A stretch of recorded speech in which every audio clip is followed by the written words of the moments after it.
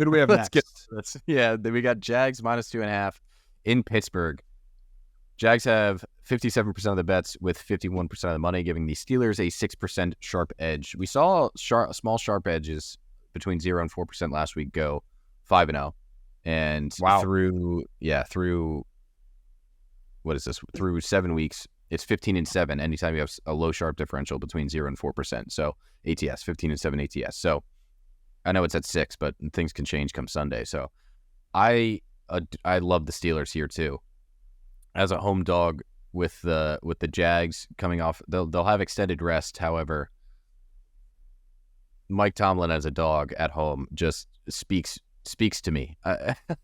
The Steelers defense looked great against. I'll say great with an asterisk. Their secondary didn't look amazing against Puka and Cooper Kupp. However, their defensive line got home to Matt Stafford, and that is how they end up winning games. If TJ Watt and their defensive line can cause havoc and create turnovers, create chaos, they will win games. And that exactly was their recipe against LA. And I think they can do just that again at home against the Jags, because yes, the Jags have a much better rushing offense than the Rams. However, I expect the Steelers defense to just handle ETN and Ridley and Lawrence. I love the Steelers here. 10 days prep for the Jags. I don't think that should be slept on too much here, but it seems like the Steelers are figuring it out.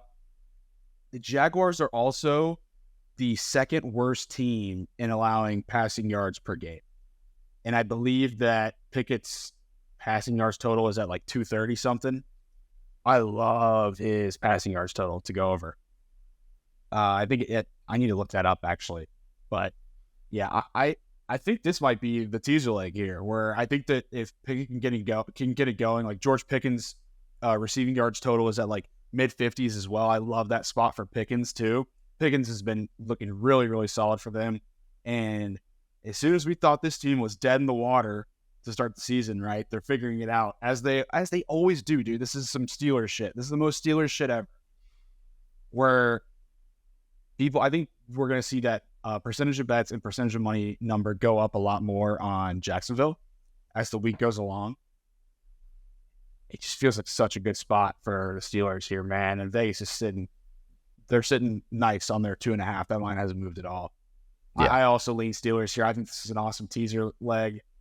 I'm really thinking hard about locking this one up and teasing it with the Packers. I'm thinking about it. Yeah, again, I'll discount. I won't discount your ATS thing with days of rest. However, so on extended rest, Lawrence has played 4 games, 8 or more days, 2-2. He is ATS and straight up. So, I mean, it's a small sample size, but that's important to note if anyone considers the extended rest something. And then the other trend I'll give is this game, the Jags opened as the dog and are now the favorites. So we talked about it, the Texans game. Those such teams are 42 and 81 ATS since 2019. So some interesting trends backing the Steelers here. And then the final point I'll make is I think we've seen not necessarily the peak, but maybe a peak valuation for the Jags, where they've been undervalued in weeks previous, but then they beat the Bills, and then they win on Thursday night, and now they're coming in and getting 57% of the bets as away favorites. I think this is a very big letdown spot for them, given all of that information and the public backing them when we think the public's going to have another bad week. So I love the Steelers here. I think we've had a pretty good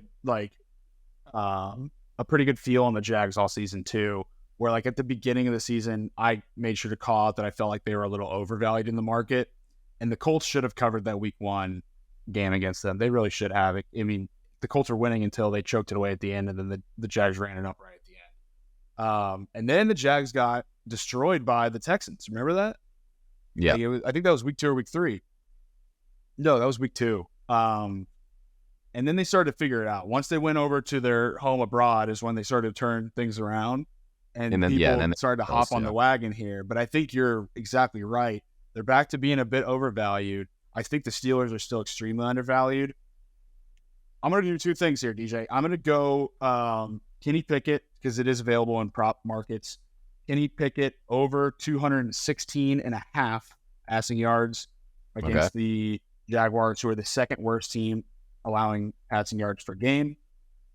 And also going to go ahead and do my Sharpen, and that's for one unit. That's at minus 115, as most player props are. I'm going to go Steelers plus 8.5. It's the first leg for the Sharpen the Public teaser. I'm going to wait to make sure that I don't want to do somebody else, but I'm putting the Packers as the second leg here. I love them as a teaser leg here, dude. This is an awesome teaser leg. Awesome. I love it. Welcome back to the Sharpen the Public teaser. This is great news for our listeners. This is great content as I figure it out on the fly here. Hey, a lot of preparation goes into it. This is what we do. Exactly, we're talking it out. Exactly. Okay, this episode comes out every Friday.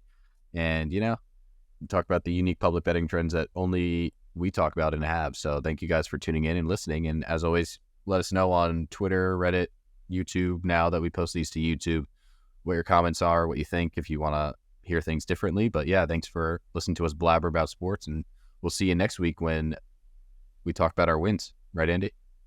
For sure. And be sure to check out our new UFC podcast, Pilsners and Prelims. You can catch myself and Rick on that podcast, releasing every Wednesday whenever there's a UFC card. So we had a preview out for UFC 294. Nothing this week because there's no UFC card, but we will have the UFC Sao Paulo card coming out on Wednesday. So take some of these winnings from NFL and start to get ready to put them on the UFC fight night. That's going to be in Brazil. It should be a lot of fun. And Rick and I our Sundays and Mondays are overloaded now with research since we record on Tuesday. So can't wait to hear y'all's reactions to that. I know a lot of people have been asking us for MMA content. Where had the UFC write-ups gone? Where has this been for UFC? Because we had a pretty big UFC presence last year and early this year. But we are back in podcast form. Be sure to find us on wherever you listen to your podcast, as well as on YouTube. Subscribe to Happy Hour Sports on YouTube. Hopefully you guys are watching us on YouTube right now, because I think DJ and I are both having a great air day. So be sure to check us out. Subscribe on YouTube. Give us a like. Give us any feedback you got. And last but not least, the boys bet better with beer.